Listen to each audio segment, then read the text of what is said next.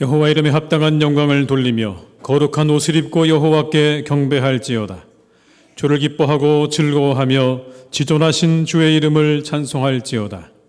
하나님은 영이시니 예배하는 자가 영과 진리로 예배할지니라. 아멘.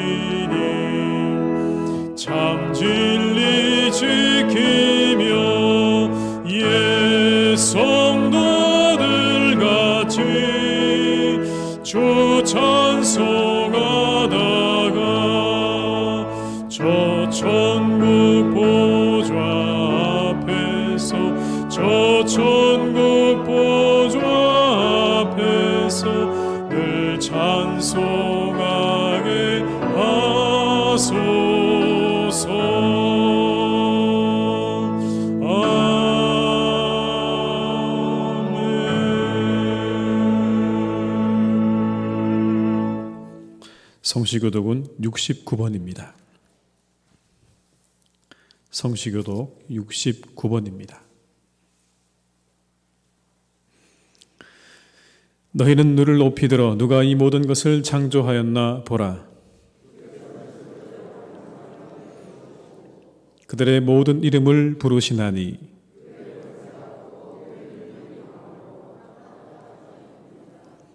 야곱아 어찌하여 내가 말하며 이스라엘아 내가 이르기를 내 길은 여호와께 숨겨졌으며 너는 알지 못하였느냐 듣지 못하였느냐 영원하신 하나님 여호와 땅끝까지 창조하신 이는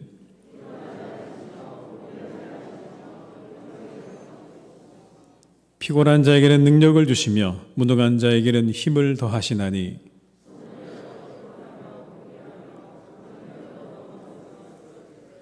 오직 여호와를 앙망하는 자는 새 힘을 얻으리니 다른 박질하여도 곤비하지 아니하겠고 걸어가도 피곤하지 아니하리로다. 아멘. 이 시간 참회 기도를 함께 드리시겠습니다.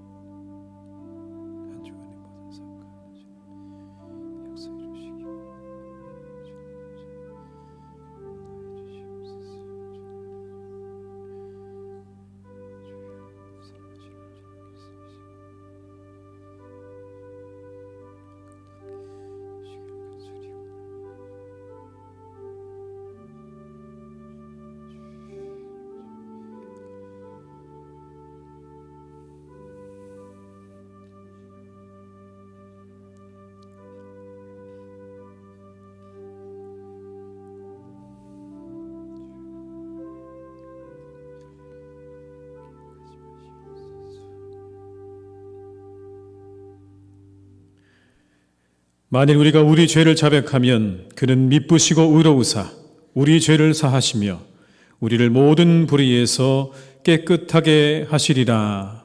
아멘. 나는 전능하신 아버지 하나님 천지의 창조주를 믿습니다. 나는 그의 유일하신 아들 우리 주 예수 그리스도를 믿습니다. 그는 성령으로 잉태되어 동정녀 마리아에게서 나시고 본디오 빌라도에게 고난을 받아 십자가에 못 박혀 죽으시고 장사된 지 사흘 만에 죽은 자 가운데서 다시 살아나셨으며 하늘에 오르시어 전능하신 아버지 하나님 우편에 앉아 계시다가 거기로부터 살아있는 자와 죽은 자를 심판하러 오십니다. 나는 성령을 믿으며 거룩한 공교회와 성도의 교제와 죄를 용서받는 것과 몸의 부활과 영생을 믿습니다. 아멘.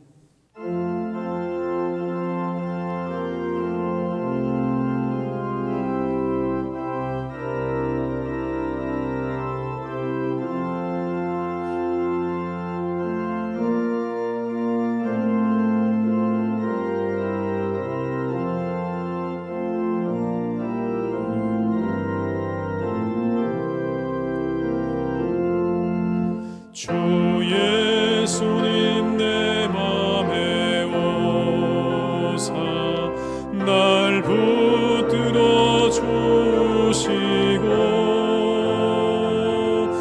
내 마음에 새 힘을 주사 늘 기쁘게 하소서.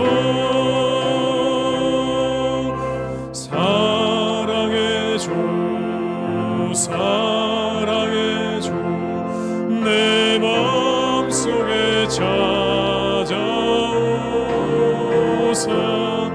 내 모든 죄 사하시고 내 상한 맘 고치소서. 주 예수님 내 맘에 내 소원 다하시고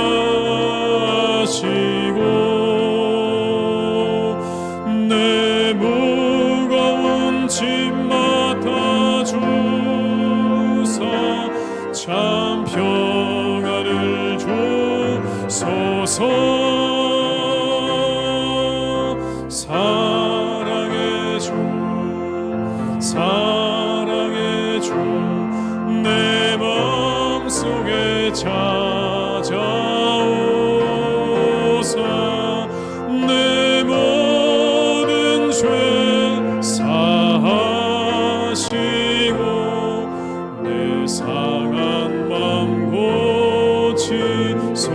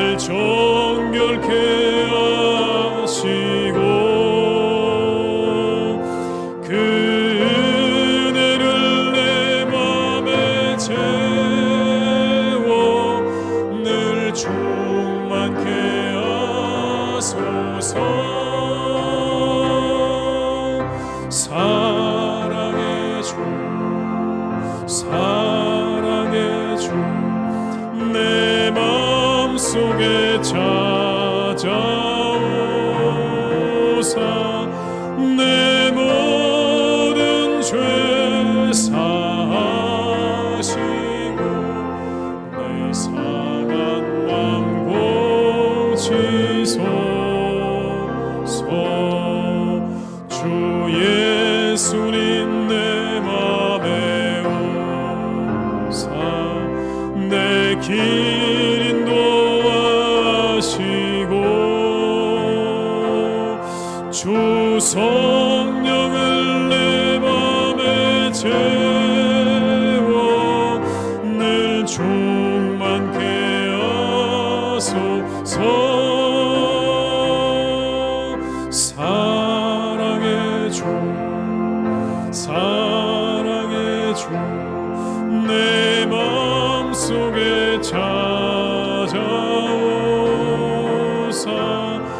내 모든 죄 사하시고 내 상한 맘 고치소서.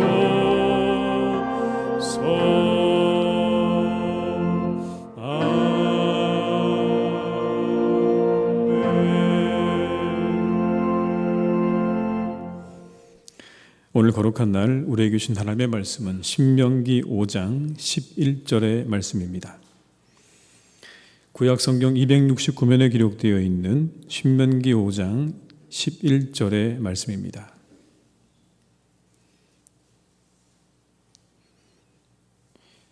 신명기 5장 11절의 말씀을 받들어 봉독하겠습니다. 너는 내 하나님 여호와 이름을 망령되이 일컫지 말라. 나 여호와는 내 이름을 망령되이 일컫는 자를 죄 없는 줄로 인정하지 아니하리라. 아멘. 이 시간 함께 드리는 기도로 기도 드리시겠습니다.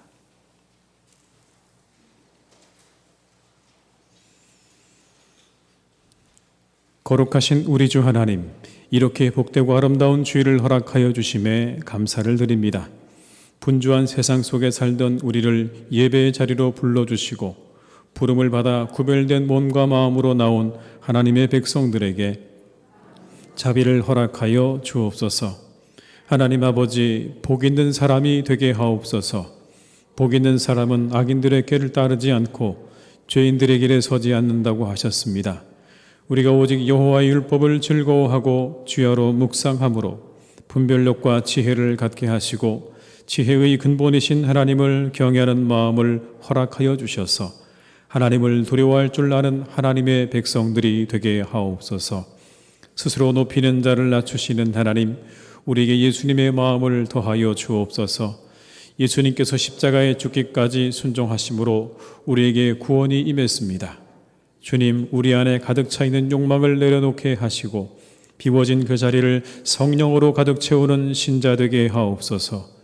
예수 그리스도의 마음을 품고 우리가 머무는 모든 공동체 가운데 화평케 하는 자로 설 수 있게 인도하여 주옵시고 스스로 높이는 자는 낮춰주시고 낮은 자리에 내려가 하나님의 뜻을 이루는 자들은 높여 주옵소서. 우리를 긍휼히 여기시는 하나님, 내려놓을 수 있는 마음 주옵소서. 탐심이 아닌 하늘의 것을 바라보며 살게 하옵소서. 과도한 욕망과 욕구들을 내려놓게 하시고 자족하고 감사하는 삶으로 하나님께 영광 돌리게 하옵소서. 욕심이 과하여 다른 사람들을 힘들게 하고 아프게 하고 눈물 흘리게 하는 일이 없게 하옵시고 죄악으로 물든 본성에 지배받는 삶이 아닌 오직 우리를 다시 살게 하신 그리스도의 능력 안에서 새로운 삶을 향해 나아가는 복된 삶이 되게 하옵소서. 주님, 사랑하는 우리 교회를 오늘도 든든하게 지키실 줄 믿습니다. 성령으로 지켜 주옵소서. 오순절 마가의 다락방에 임했던 성령께서 함께 하심으로 우리가 모두 성령 충만함을 받게 하시기를 간절히 원합니다. 그래서 우리가 예언하고 꿈을 꾸고 환상을 보는 놀라운 은혜가 우리 가운데 있기를 간절히 원합니다.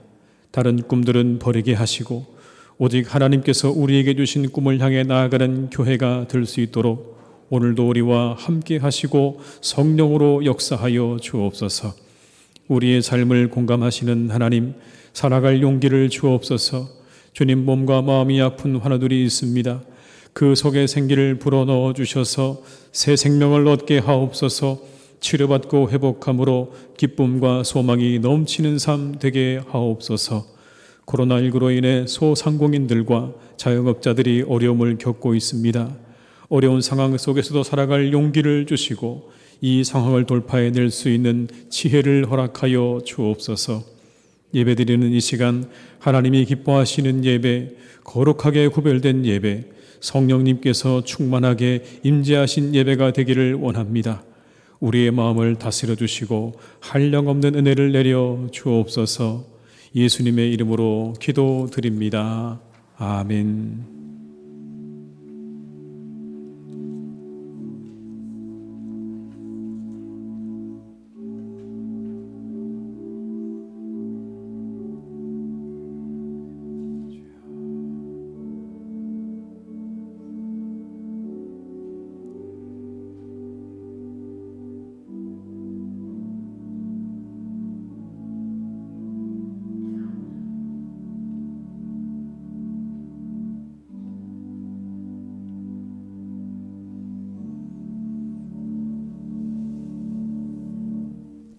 이 시간 찬송가 50장 1절과 2절을 부르시면서 준비하신 예물을 드리시겠습니다.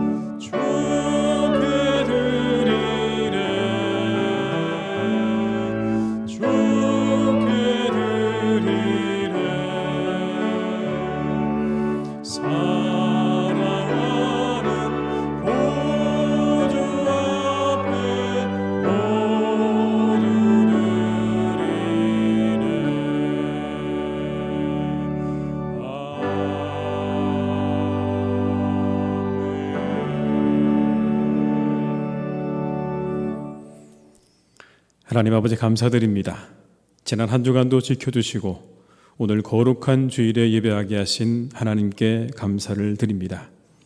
이 시간 주님의 은혜에 감사드리며 드린 예물을 기쁘게 받아 주옵소서. 11조와 감사 헌금으로 선교를 위해 이웃을 위해 그리고 주일 헌금으로 드립니다. 하나님 기쁘게 받으시고 주의 나라 복음을 위해서 귀하게 사용되게 하여 주옵소서. 하나님 아버지, 모든 사람들이 어려운 시간들을 지내고 있습니다. 특별히 우리 고우들을 지켜주셔서 가정에는 평안을 주시고 일터에는 풍성한 일감도 더하여 주옵소서. 건강과 경제적으로 어려움 당하는 성도들 없도록 하나님께서 지켜주시되 무엇보다 우리 성도들의 믿음이 떨어지지 않게 하시고 이때에 더욱 주님과 동행하는 기쁨을 맛보는 시간이 되게 하여 주시옵소서. 홀로 기도하시며 하나님과 동행하셨던 주님을 따라 살게 하시고 더욱 주님의 은혜를 구하는 삶을 살게 하여 주시옵소서. 하나님, 혹시 우리가 알지 못하는 여러 가지 어려움으로 힘들어하는 교우들이 있습니까? 그들에게 자비와 긍휼을 베풀어 주시기를 간구합니다. 속히 그 모든 어려움이 지나가게 하시고 새날이 밝은 날이 오게 하여 주시옵소서. 하나님 아버지, 시대 고난에 처한 많은 사람들을 위로해 주시고 그들에게 새로운 길을 열어주시고 우리 모두에게 서로를 향한 따뜻한 사랑과 격려의 마음도 풍성하게 더하여 주시옵소서.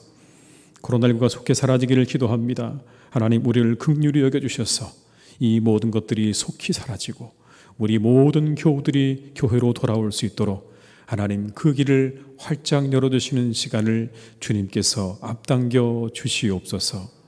세상의 빛으로 오신 예수님의 이름으로 기도드립니다. 아멘.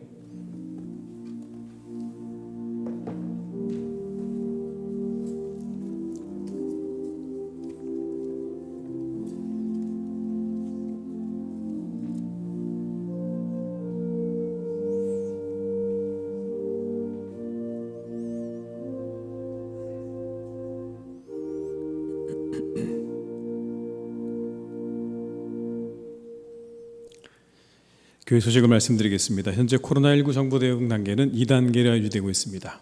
예배 참여 가능 인원은 좌석수 기준으로 20%까지입니다. 많이 참여해 주시길 바라고요. 특별히 코로나19의 백신의 공급과 접종이 순조롭게 진행될 수 있도록 많은 기도해 주시기를 부탁을 드립니다. 5월 2일은 어린이 주일로 5월 9일은 어버이 주일로 지킵니다. 어린이 주일 2부 예배에는 유아 세례식이 있습니다. 유아 세례 대상자와 부모들을 위해서 여러분께서 기도해 주시기를 바랍니다. 코로나19로 어려워진 이웃 상권을 계속 돕고 있습니다. 지역사회 섬기는 마음으로 여러분들이 잘 참여해 주시기를 부탁을 드립니다. 화요 성경 강좌가 매주 화요일 실시간 영상으로 진행됩니다. 우리 많은 분들의 참여가 있는데요. 더 많은 분들이 함께 참여해 주시고 관심 가져주시고 기도해 주시길 부탁을 드리겠습니다.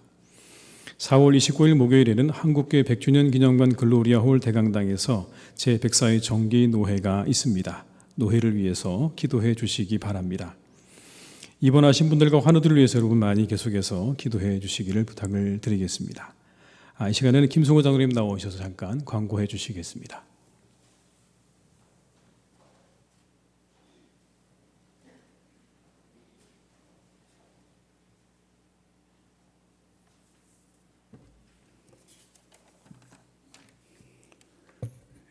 광고 드리겠습니다. 광고 내용은 주보 교회 소식 7번을 참조하시기 바랍니다. 지난 4월 21일 당회에서는 송인기 외 사민의 안수 집사의 담임 목사님을 상대로 한 고발에 대한 대책위원회를 구성하였습니다. 대책위원회 구성은 다음과 같습니다. 위원장 김승호 장로, 위원 민병아 장로, 박성태 장로, 방인규 장로, 김봉진 원로 장로, 홍성우 안수집사, 안명신 권사 이상 7명입니다. 본건에 대한 간단한 경위 설명과 부탁 말씀을 드리겠습니다. 본건은 지난 2월 19일 희성교회 송인기회 사민의 안수집사가 박태웅 담임 목사님을 상대로 노회에 위탁재판을 청원한 고발을 하였고, 노회에서 경위에 대한 설명을 요청하여 지난 4월 13일에 회신하였습니다. 지난 수년간 계속된 교회의 분쟁 속에서도 성도 여러분께서 굳건히 자리를 지키며 기도하시고 잘 협력하여 2019년 3월에 현재의 담임 목사님이신 박태웅 목사님께서 부임하셨고, 그동안 설교 말씀과 기도로 목회를 하시고 본교의 연합과 부흥을 위해 노력하고 계시나 일부 교인들의 노예 위탁 재판 청원이라는 고발이 다시 있어서 안타깝게 생각됩니다. 본 대책위원회는 고발인이 주장하는 내용을 면밀히 확인하고 노예 위탁 재판의 진행 상황에 따라 담임 목사님에 대한 변호와 해결을 다방면으로 모색할 것입니다. 이 일이 조속히 원만하게 해결될 수 있도록 성도 여러분의 많은 기도와 협력을 부탁드리며, 아울러 고발인들도 교회 화합을 위해 다시 한번 심사숙고하여 주시기를 간곡히 부탁드립니다. 감사합니다. 여러분, 이 일을 위해서도 많이 기도해 주시기를 부탁을 드리겠습니다. 이상 광고를 마치겠습니다.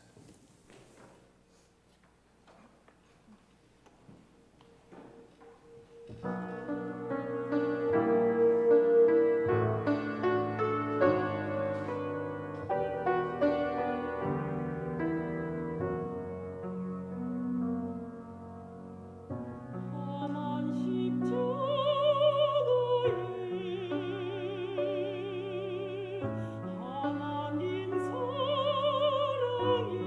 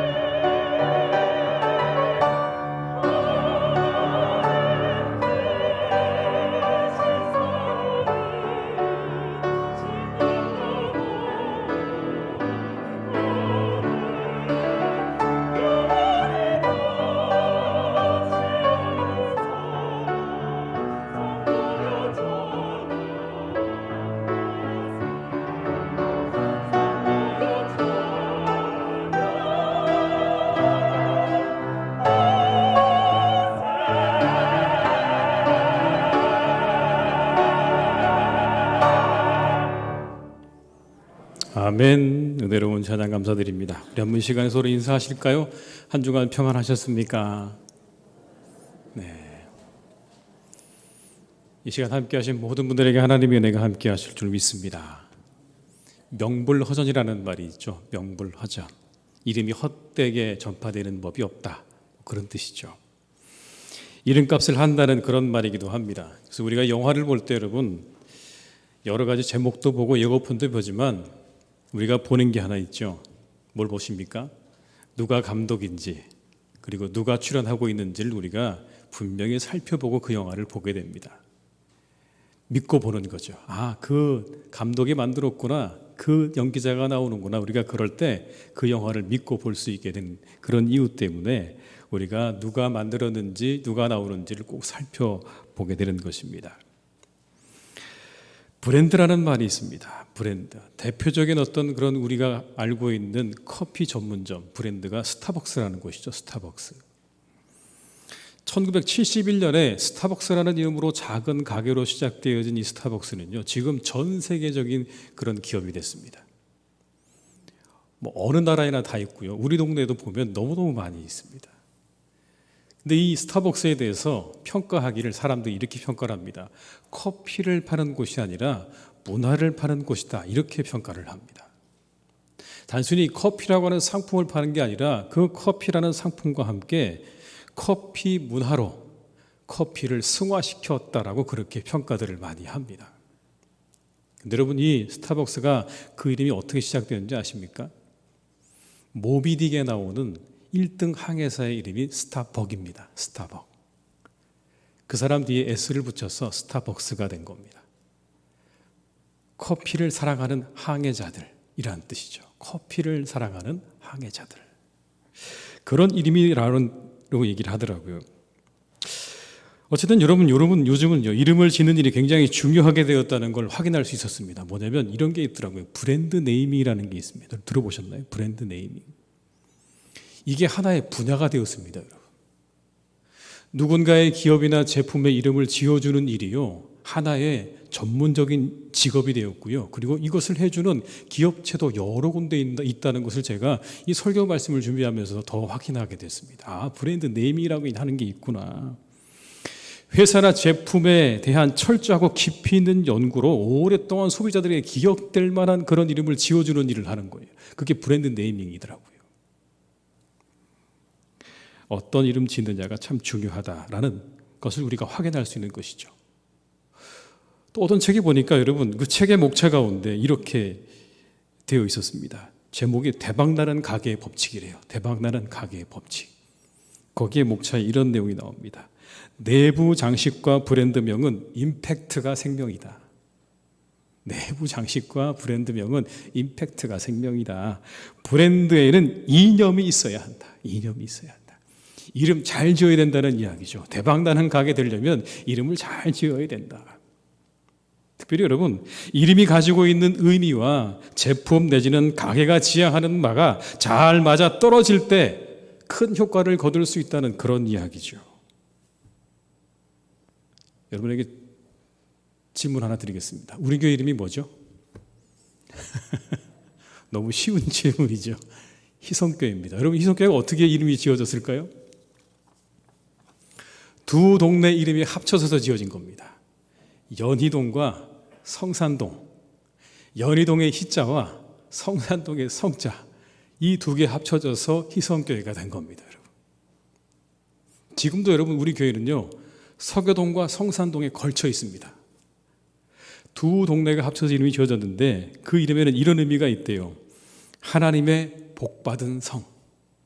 이게 여러분 희성교회의 이름의 뜻이랍니다. 하나님의 복받은 성. 여러분 기도해 주시기 바랍니다. 사람들이 교회를 떠올릴 때마다, 우리 교회 떠올릴 때마다, 야, 그래, 그 교회 복받은 교회다. 하나님의 복받은 교회다라고 그렇게 사람들이 생각할 수 있도록 우리가 함께 기도해야 할 줄로 믿습니다. 축복받은 교회, 그 교회에 가면 우리 모두가 영혼의 축복을 받는다. 사람들이 희성교회 떠올릴 때마다 그렇게 기억될 수 있는 교회가 될 수 있기를 주님의 이름으로 축원합니다. 오늘 세 번째 계명은요, 하나님의 이름 망령되이 부르지 말라는 거예요. 망령되이. 하나님의 이름 부르는 것과 관련이 있습니다. 왜 이렇게 말씀하셨을까? 성경에서 이름은요, 그 사람의 능력과 비전을 상징합니다. 그 이름 안에는 그 사람에 대한 능력과 비전이 들어있어요. 대표적인 이름이 바로 야곱이라는 이름입니다. 잘 아시는 것처럼 야곱은 형 에서에게서 팥죽 한 그릇의 장자권을 빼앗아서 그것 때문에 외삼촌 라반의 집으로 도망을 갑니다. 도망가서 그곳에서 오랜 세월 고생을 하고 난 다음에 가족도 얻고 재산도 얻고 다시 돌아오게 됩니다. 그런데 그 길에 야복강이라는 곳에서 하나님을 만나죠. 씨름을 합니다. 하나님과. 허벅지 뼈가 여러분 뒤틀어지는 어긋나는 그러한 부상을 입고도요, 하나님을 놓지 않습니다. 나를 축복해 주셔야 합니다라고 그렇게 이야기하는 야곱에게 하나님께서 축복을 주십니다. 내 이름을 앞으로는 이스라엘이라 하겠다. 이스라엘이라 하겠다. 여러분, 야곱의 이름의 뜻이 뭐죠? 속이는 자입니다. 속이는 자. 이스라엘의 뜻의 이름이 뭔지 아십니까? 하나님의 통치를 받는 자라는 뜻입니다. 이전에는 네가 하나님을 속이는 자로 살았느냐? 그러면 이제는 하나님의 통치를 받는 자로 살아가라라고 하는 하나님의 비전이 그 이름 속에 담겨져 있는 겁니다. 여러분도 그렇게 되시기를 축원합니다. 하나님의 통치를 받는 분들로 살아가시기를 주님의 이름으로 축원합니다. 이처럼 성경의 이름은요, 그 사람에 대한, 그 존재에 대한 어떤 비전과 능력과 그 모든 것들을 다 담고 있어요. 마찬가지로 하나님이라고 하는 이름 안에도요, 하나님에 대한 그런 모든 속성과 하나님의 능력과 하나님의 모든 것들이 그 안에 담겨져 있는 이름인 것입니다. 이 이름을 망령되이 부르지 말라고 하시는 거예요. 근데 여러분, 누가 감히 하나님의 이름을 망령되이 부를 수 있을까요? 우리를 포함해서 여러분, 세상에 믿지 않는 사람들도요, 하나님의 이름을 망령되이 부르는 것은요, 굉장히 주저되는 일입니다. 감히 그 앞에 불경스러운 말을 붙이거나 하나님과 어울리지 않는 말을 붙이는 것은요, 우리는 물론이거니와 세상의 많은 사람들도요, 감히 그 앞에다가 무언가 다른 말을 갖다 붙이는 건요, 굉장히 주저되는 일이라고요. 그런데 오늘 성경 말씀에는 하나님의 이름을 망령되이 부르지 말라고 말씀하세요. 이게 무슨 의미일까요? 이것은 이런 의미입니다. 그 이름을 개인적인 목적과 이익을 위해서 오용하지 말라는 뜻입니다. 하나님의 이름을 개인적인 목적과 이익을 위해서 오용해서는 안 된다는 겁니다. 하나님의 이름은 오직 경배와 경외의 대상인 것이지 하나님의 이름이 인간에 의해서 이용되어져서는 안 된다는 것을 오늘 하나님께서 말씀하시는 거예요. 이용되어져서는 안 된다. 왜요? 하나님의 거룩함이 훼손되기 때문에 그렇습니다. 불완전한 인간들 때문에 하나님의 거룩함이 훼손되어지는 겁니다. 저는 이 코로나 상황에서 이런 생각이 듭니다. 혹 하나님의 이름이 망령되이 일컬어지는 것은 아닐까라는 그런 생각들을 해봅니다. 다른 많은 염려도 있습니다, 여러분. 교회를 바라볼 때마다, 성도들을 바라볼 때마다 이러저러한 많은 염려가 있지만 혹시라도 여러분, 이 코로나의 상황 가운데 하나님의 이름이 망령되이 일컬어지고 있는 것은 아닌가, 이런 겁니다. 우리가 하나님의 이름으로 행한다고 하는 일들이 정말 하나님이 원하시는 일들일까라는 거예요. 정말 하나님이 원하시는 일들일까? 혹시나 내 주장과 의견을 더 관철시키기 위해서, 그걸 주장하기 위해서, 그래서 우리가 거기에 하나님의 이름을 덮어 씌우는 것은 아닌가, 포장하기 위해서. 사람들은 누구나 다 다른 사람을 인용합니다. 권위 있는 사람의 말을 인용하기를 좋아합니다. 그 사람의 권위를 이용하는 거죠. 빌리는 겁니다. 그런데 우리들이 자주 하는 말 가운데 여러분, 이런 말들이 있지 않습니까? 그건 하나님이 기뻐하시는 일입니다. 기뻐하지 않으십니다. 하나님의 뜻입니다. 하나님의 뜻이 아닙니다라고 우리가 그렇게 쉽게 이야기합니다. 하나님이 기뻐하십니다. 기뻐하지 않으십니다. 뜻입니다. 아닙니다. 혹 여러분, 이와 같은 말들이 내 말에 더 힘을 주기 위해서, 내지는 내 견해에 절대적인 권한을 주기 위해서 사용되고 있다면, 우린 그 순간 잘못하면 여러분, 하나님의 이름을 망령되이 일컬을 수 있다는 사실을 잊지 말아야 합니다. 그래서 성경은 이렇게 말씀하세요. 하나님의 이름으로 맹세하지 말라고요. 왜 하나님의 이름으로 맹세하지 말라고 할까요? 여러분, 하나님께서 불완전하시기 때문에 그런 것입니까? 아니요. 하나님은 완전하세요. 그런데 우리가 불완전하기 때문에 그래요. 우리의 모든 판단조차 여러분 우리는 불완전합니다. 우리의 판단이 여러분 완전하다고 누가 말할 수 있겠습니까? 완벽하지 않아요. 우리의 말이 여러분, 우리의 뜻과 생각이 완벽하지 않아요. 혹시라도 우리가 그렇게 하나님의 이름으로 맹세하면 하나님의 거룩하심이 훼손될까 봐, 그 하나님의 거룩하심이 훼손될까 봐 하나님께서 그렇게 말씀하시는 거예요. 잘못 사용되게 되면 하나님이 이상한 분이 되십니다. 하나님이 몰상식한 분이 되거나 아니면 하나님이 비윤리적인 그런 분이 될 수 있어요, 여러분. 이것이야말로 하나님의 이름을 망령되이 일컫는 일이 될 수 있는 겁니다. 만약 우리가 하나님의 이름을 내가 하는 일을 정당화시키기 위해 사용한다면 그 모든 것들은 당장 멈추어야 합니다. 그 자체가 하나님의 거룩함을 훼손할 수 있기 때문에 그런 것입니다. 하나님은 포장지가 아닙니다.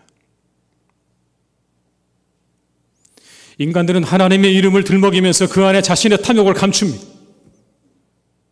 그럴듯하게 하나님이란 이름을 내세우지만 그러나 그 안은 완전히 다 썩어서 문드러져 있습니다. 그래서 겉으로 그럴듯하게 포장하고 안으로 자신들의 탐욕을 채우는 위선자들을 향해서 예수님께서 이렇게 말씀하셨죠. 회칠한 무덤이라고, 평토장한 무덤이라고 얘기하셨어요.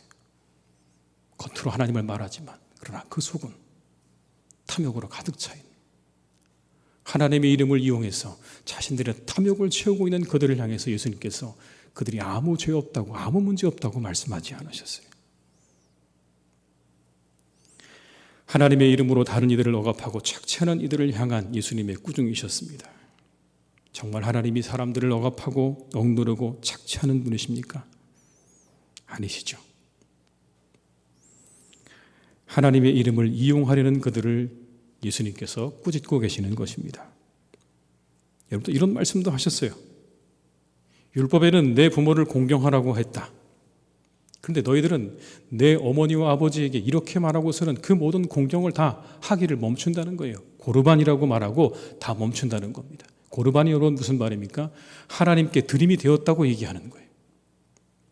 그리고는 부모에게 공경을 해야 하는 그 모든 의무를 다하지 않는다는 거예요. 이런 겁니다. 부모에게 마땅히 섬기고 공경해야 될 그 모든 것들을 가지고 고르반이라고 해버리면 그 순간 부모에게 드리지 않아도 되는 거예요. 하나님께 드림이 되었습니다. 그럼 마땅히 부모에게 드려야 될 모든 것들을 여러분 그 한마디의 말 속에 다 묻어버리는 겁니다. 고르반, 죄송하지만 부모님께 드릴 것이 하나님께 드려졌습니다. 그러니 제가 부모님께 드릴 것이 없습니다라고 그렇게 말했다는 겁니다. 여러분, 예수님께서 그걸 지적하고 계세요. 고르반이라고 너희 말하지. 틀렸어. 마땅히 부모에게 해야 할 공경의 도리를 하나님의 이름을 빌어서 그 뒤에 감춰버리는 너희들의 그 시도는 잘못된 거라고 말씀하는 겁니다. 언제 하나님이 내 부모를 공경하는 것을 하나님께 드림이 되었다는 말로 그 말 뒤에 숨기라고 하신 적이 있느냐? 그런 적이 없다는 거예요. 그런데 사람들은 어떻습니까? 그렇게 고르반하고 하나님께 드림이 되었다고 말하고 자신들의 잘못을 하나님의 이름 뒤로 숨기는, 그래서 모든 책임을 면하려 하는 시도와 모든 잘못을 합리화하려는 시도를 했다는 것입니다. 우리는 하나님의 이름을 이렇게 사용해서는 안 됩니다. 내 자신의 정당성을 위해서, 그리고 우리의 부조리함을 감추기 위해서 하나님이라고 하는 이름을 감히 써서는 안 되는 것입니다. 그렇게 되면 우리는 그 순간 하나님의 이름을 망령되게 일컫고 있는 것입니다. 내 자신의 정당성을 입증하기 위해서, 내 자신의 부조리함을 감추기 위해서 하나님의 이름을 들먹이는 것은 하나님의 이름을 더럽히는 일이라는 것을 우리가 잊지 말아야 합니다. 여러분, 십자군은요, 우리가 잘 아는 것처럼 서유럽 제국의 그리스도교가 이슬람으로부터 성지 예루살렘을 회복하기 위해 일으킨 원정군을 가리키죠. 11세기에서 13세기 말까지 2세기에 걸쳐서 한 8차례의 원정군이 있었다고 그렇게 이야기합니다. 1차 십자군은요, 교황 우르반 2세가 1095년에 클레몬트 회의에서 설교함으로 시작을 했어요. 이렇게 설교했어요. 십자군, 너희들은 나가서 원수들을 물리치고 돌아와야 한다. 만약 그렇지 못하면 그냥 거기서 죽어라. 그리고 영원한 상급을 받아라. 근데 여러분, 여기서 이 우르반 2세가 이렇게 설교했대요. 하나님이 원하신다. 하나님이 원하신다. 이 한마디 여러분, 수없이 많은 사람들이 십자군으로 지원을 했습니다. 그들의 어깨에는 교황이 공급한 하얀 삼배 십자가가 걸쳐졌습니다. 그런데 그들이 행한 일이 뭡니까? 십자군에 대한 역사적인 평가는 간단하지 않습니다. 여러분, 너무나 방대해서요, 이 말씀을 다 드리려고 그러면 밤을 새워서 해도 부족할 것 같습니다. 십자군이 끼친 영향과 그들의 모든 일들에 대해서 다 열거하려면 너무나 많습니다. 그런데 그 평가 중에 한 가지는 이런 게 있어요. 그들이 벌인 약탈과 학살의 역사는요, 역사가 증거하고 있어요. 역사가. 전쟁에 참여한 이들 가운데 많은 사람들이 신앙적인 이유보다는요, 재물에 대한 욕심 때문에, 그리고 뭔가 모험심 때문에, 자극되어진 모험심 때문에, 그래서 여러분 그 전쟁에 참여했습니다. 그러다 보니 닥치는 대로 죽이고 약탈과 학살을 서슴지 않았다는 것이 역사가 증언하고 있는 거예요. 근데 그 이름이 뭐예요, 여러분? 그렇게 약탈하고 학살했는데 그 이름이 십자군입니다. 십자군. 십자가 군대. 그들이 출정할 때마다 여러분, 주교들이 그들을 위해서 축복의 기도를 드렸어요. 하나님께 드려진 기도였겠죠. 당연히 예수님의 이름으로 그 기도가 드려졌을 것입니다. 하나님께 드려진 기도였고 예수님에게 드려진 그 기도를 받고 여러분, 그들이 떠나서 저지른 그들의 학살과 그 모든 만행은 2001년에 교황 요한 바오로 2세가 그리스를 방문해서 과거 십자군에 의한 침략과 학살, 약탈 행위에 대해서 정식으로 사과를 하는 일이 있게 됩니다. 무엇을 의미할까요, 여러분? 늘 우리 안에 이와 같은 하나님의 이름을 망령되게 하는 일들은 일어날 수 있다는 가능성을 보여주는 것입니다. 하나님의 이름을 이용하려고 하는 것, 내 이익을 위해서, 내 유익을 위해서 하나님의 이름을, 거룩한 이름을 이용하려고 하는 시도는 우리 안에 언제나 있습니다. 그 이름 안에 모든 것들을 숨기려고 하는 시도 역시 여러분 언제나 우리 가운데 있습니다. 누구에게나 있을 것입니다. 늘 언제나 그렇게 우리 안에 도사리고 있는 하나님의 이름을 이용하려고 하는 그 모든 시도들은 다 내려져야 한다는 것을 오늘 본문은 우리에게 말씀하고 있는 것입니다. 하나님의 이름을 여러분 이용하려고 하지 마십시오. 여러분의 유익을 위해서 이용하지 마십시오. 여러분의 모든 것을 감추기 위해서 이용하지 마십시오. 하나님의 이름은 철저하게 경배와 경외의 대상이 되어야 한다는 것을 성경은 우리에게 말씀하십니다. 우리 사랑하는 모든 교우들께서 하나님의 이름을 소중히 여기고 귀중히 여기고 그 이름에 합당한 영광과 경배와 찬양을 드리는 삶을 살아가시는 복된 성도님 되시기를 주님의 이름으로 축원합니다. 다만 우리는 여러분, 그리스도인이라는 이름에 합당한 삶을 살아야 돼요. 그리스도인이라고 하는 이름에 합당한 삶. 우리의 또 다른 이름이죠. 박태웅이라고 하는 이름 말고 여러분, 저에게는 그리스도인이라고 하는 이름이 하나 더 있습니다. 안디옥에서 시작되었습니다. 사도행전 11장 26절의 말씀을 제가 읽어드립니다. 만남에 안디옥에 데리고 와서 둘이 교회에 1년간 모여 있어 큰 무리를 가르쳤고 제자들이 안디옥에서 비로소 그리스도인이라 일컬음을 받게 되었더라. 비로소 그리스도인이라 일컬음을 받게 되었다고 말씀하죠. 그리스도인은 여러분, 그리스도에게 속한 이들이라는 의미입니다. 그리스도를 믿고 그분이 약속하신 말씀을 붙잡고 그분의 말씀을 실천하고 그분을 본받아 살아가려고 노력하는 사람들을 가리켜 그리스도인이라고 불렀던 겁니다. 그렇게 불림 받았던 거예요. 스스로 자신들이 내가 그리스도인이라고 말하지 않았어요. 다른 사람들이 그들을 볼 때 그랬습니다. 아, 저들은 그리스도라고 하는 사람을 따라가는 사람들이구나. 분명히 따라가는 사람들이구나. 존엄하는 말이었습니다. 무시하는 말이었어요. 낮추어서 얕잡아보는 말이었습니다. 그러나 여러분, 그리스도인들은 이 말을 영광스럽게 생각했어요. 그리스도인이라는 이름을 가지고 그들은 끊임없이 여러분 생각하고 그것을 행하는 삶을 살아가세요. 바울의 서신들이 이것을 우리에게 증명해 줍니다. 여러분, 빌립보서 4장 8절과 9절의 말씀을 제가 읽어드립니다. 끝으로 형제들아, 무엇에든지 참되며 무엇에든지 경건하며 무엇에든지 옳으며 무엇에든지 정결하며 무엇에든지 사랑받을 만하며 무엇에든지 칭찬받을 만하며 무슨 덕이 있든지 무슨 기림이 있든지 이것들을 생각하라. 너희는 내게 배우고 받고 듣고 본 바를 행하라. 그리하면 평강의 하나님이 너희와 함께 계시리라. 빌립보 교인들에게 보낸 편지의 마지막 즈음에 써내려간 내용입니다. 이렇게 얘기해요. 여러분, 참된 것 생각하십시오. 옳은 것 생각하십시오. 정결한 것 생각하십시오. 사랑받을 만한 일이 무엇이고 칭찬받을 만한 일이 무엇인지를 생각하십시오. 그리고 그 일을 따라 살아가십시오. 그 일을 따라 살아가십시오. 이게 그리스도인의 목표입니다, 여러분. 우리가 신앙생활하는 목표는 여러분 여기 있습니다. 내가 그리스도인이라고 불릴 때는 여러분 이와 같은 의미가 담겨져 있는 거예요. 생각하고 행하는 사람, 무엇이 옳고 무엇이 정결하고 경건한 것인지 사랑받을 만한 것인지를 생각하고 행하는 그 생각과 행함이 있는 사람을 가리켜서 성경은 그리스도인이라고 말하는 겁니다. 네, 우리에게 그리스도인이라는 이름이 여러분 어떤 의미이십니까? 여러분에게 그것이 정말 내가 누가 되어야 하는가에 대한 그거에 대해서 영향을 주고 있습니까? 내가 그리스도인이라고 이해할 때 여러분 그것이 정말 내가 누가 되어야 된다라고 하는 것에 대한 내 삶의 방향과 내 삶의 목표를 결정하는데 여러분 결정적인 영향을 주고 있으십니까?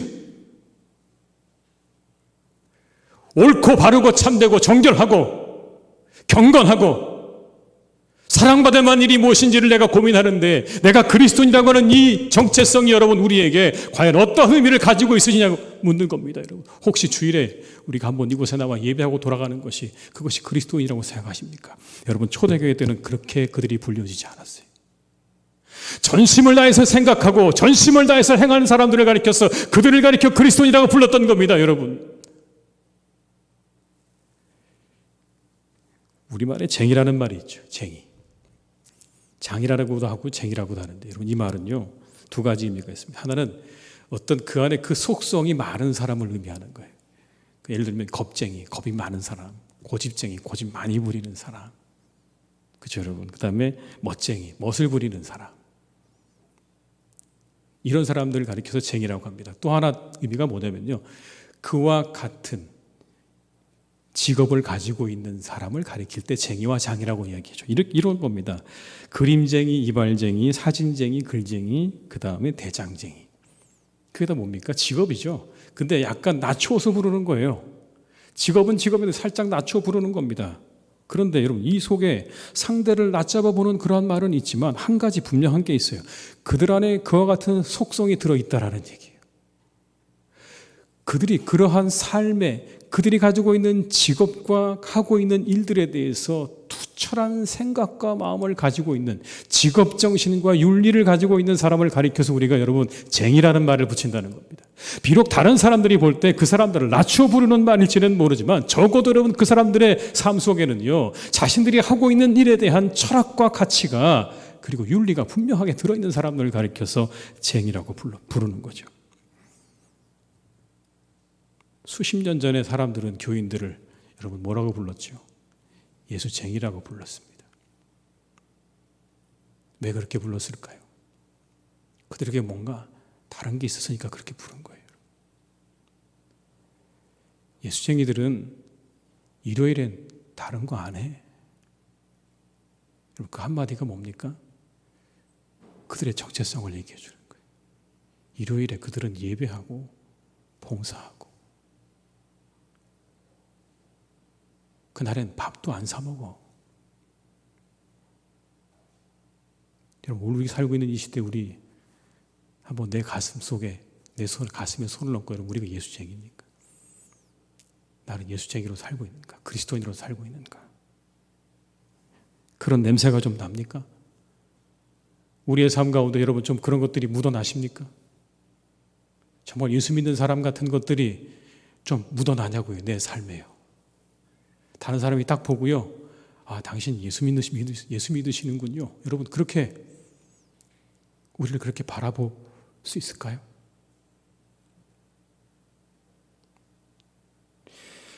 추후 100년이 지난 어느 시점에 디오고네투스에게 보내는 편지라는 글이 쓰여졌습니다. 초대 교부 중에 누군지 불명확하지만 한 사람이 디오고네투스라는 사람에게 보낸 것으로 알려진 글인데요. 이렇게 쓰여져 있습니다. 한번 여러분 보시겠습니다. 그리스도인은 나라나 언어나 의복 때문에 다른 사람들과 구별되는 게 아닙니다. 그들은 그들만의 도시에 사는 것도 아니고 이상한 언어를 쓰는 것도 아니며 특유한 삶을 사는 것도 아닙니다. 그들은 각자 주어진 삶에 따라 그리스나 다른 이방 도시대에 흩어져 살고 도시의 관습에 따라 옷을 입고 음식을 먹으며 삶을 영위합니다. 그들은 자기 조국에 살면서도 마치 나그네와 같습니다. 시민으로서 모든 의무를 수행하지만 외국인과 같이 모든 것을 참습니다.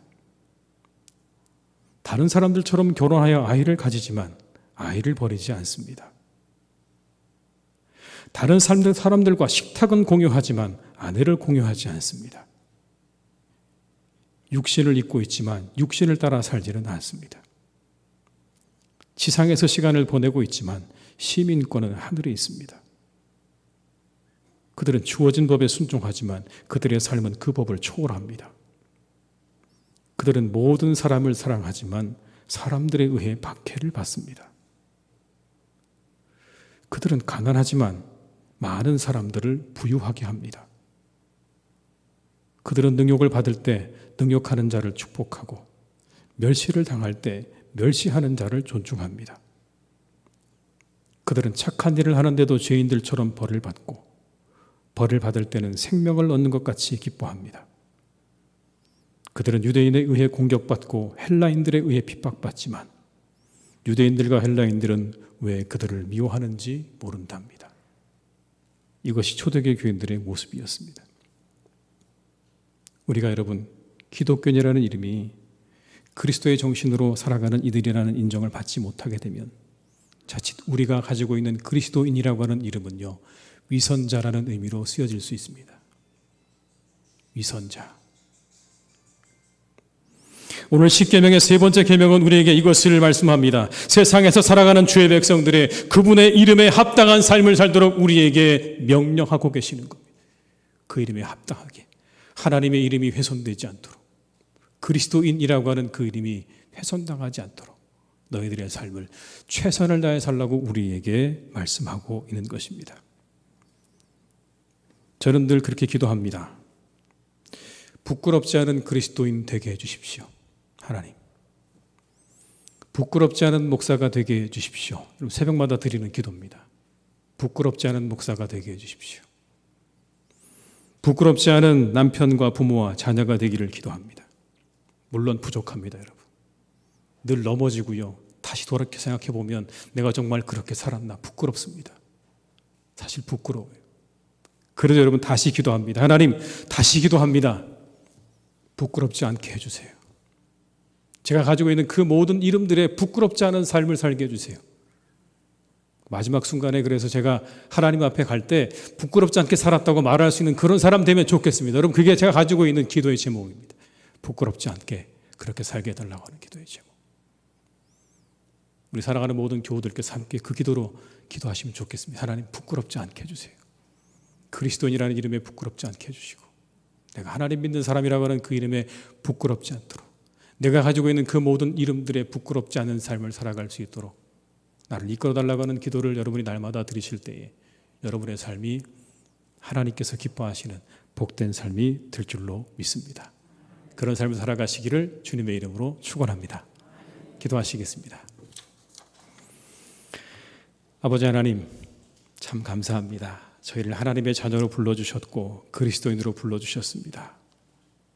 우리가 이 세상을 살아갈 때 하나님의 이름을 더럽히는 삶을 살지 않도록 우리를 이끌어 주시기를 간절히 원합니다. 혹시라도 하나님의 이름을 더럽히지 않도록 하시고 우리가 하나님의 이름을 내 유익을 위해서 이용하지 않게 하시고 내 모든 잘못을 하나님의 이름 뒤에 감추려 하지 않도록 우리와 함께 하시고 우리에게 은혜를 베풀어 주시옵소서. 오직 그리스도인이라고 하는 그 이름에 합당하게 생각하고 행동하는 삶을 살아가는 우리 모두가 될 수 있기를 간절히 소망합니다. 우리와 함께 하셔서 우리 모든 교우들 부끄럽지 않은 삶을 살아가게 하시옵소서. 예수님의 이름으로 기도드립니다. 아멘.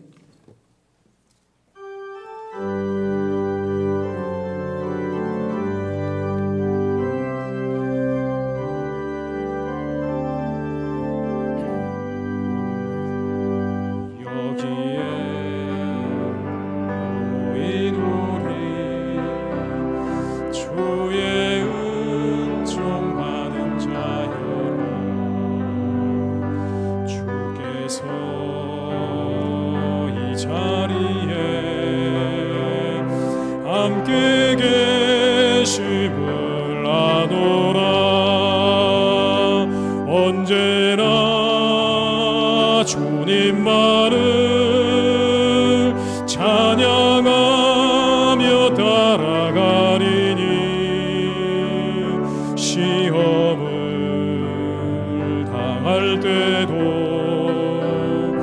함께 계심을 믿노라. 이 믿음 더욱 굳세라. 주가 지켜주신다. 어두운 밤에도 주의 밝은 하여 주신다.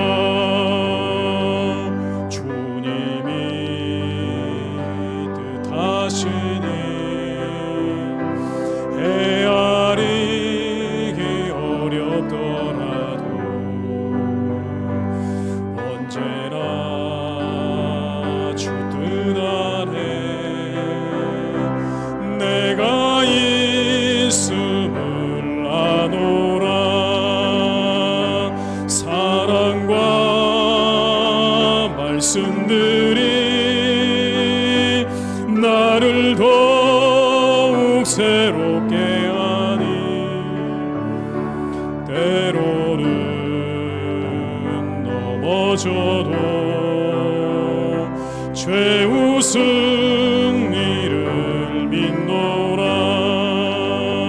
이 믿음 더욱 굳세라. 주가 지켜주신다. 어두운 밤에도 주의 밝은 빛 인도하여 주신다. 여기에 모인 우리 사랑받는 주의 자녀라. 주께서 뜻하신 바 우리 통해 펼치신다. 고통과 슬픔 중에 더욱 주님 의지하오. 어려움 이겨내고 주님 더욱 찬양하라.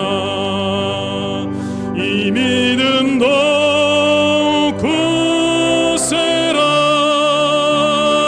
주가 지켜주신다. 어두운 밤에도 주의 밝은 빛 인도하여 주신다.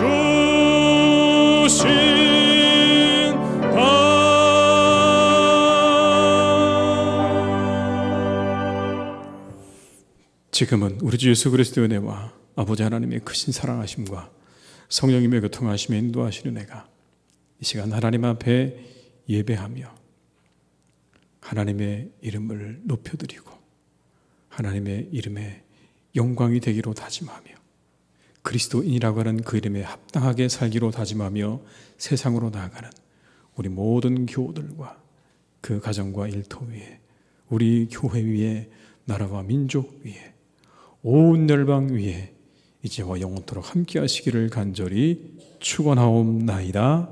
아멘.